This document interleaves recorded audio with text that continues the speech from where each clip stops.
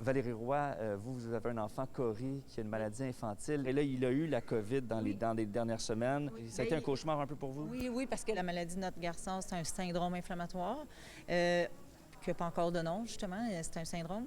Et le COVID est inflammatoire. Fait que tu jumes les deux, ça va pas ensemble. Fait que qu'est-ce qui peut arriver à Cory? C'était beaucoup de médication mais heureusement, il va bien, puis on ne sait pas s'il peut rattraper le COVID, mais on prend ça un jour à la fois. Tu veux que je le renvoie par courriel? C'est pour des enfants comme Cory que le gouvernement fédéral annonce la création d'une nouvelle plateforme. Elle se nomme Popcorn. Elle va faciliter la recherche sur la COVID chez les enfants et le partage de données. Comme l'adage dit, si seul, on peut aller plus vite. Ensemble, on peut aller bien plus loin.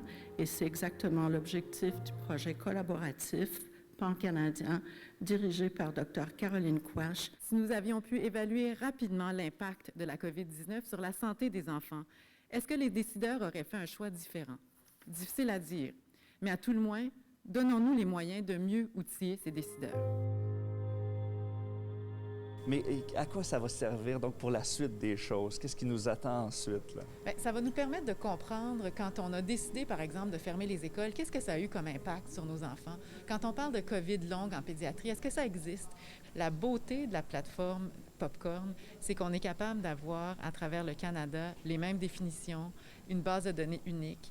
Donc, c'est vraiment cette mise en commun de réseaux qui existait déjà, mais avec vraiment une infrastructure là, commune et harmonisée.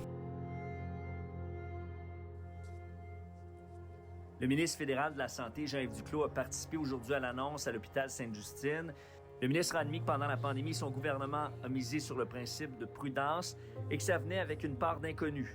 On agissait dans un environnement où on ne connaissait pas à plus long terme les effets à la fois physiologiques et médicaux de la COVID-19 et les effets plus larges. La bonne nouvelle, c'est que ce qu'on annonce ce matin, c'est entre autres là-dessus.